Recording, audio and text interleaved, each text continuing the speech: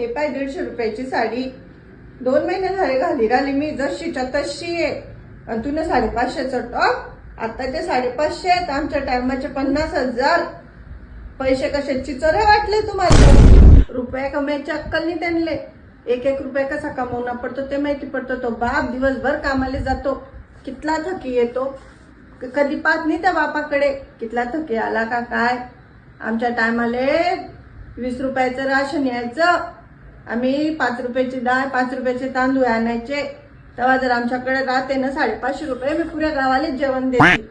दोन्ही टायमाचं रांदेल राहतं घरात, ते नको ते बाहेरचं चायनीज सडेल पडेल आणता, खाता, पोट दुखता, अजून दवाखान्यात जाता, अजून ते पैशाचं तर काही किंमतच नाही.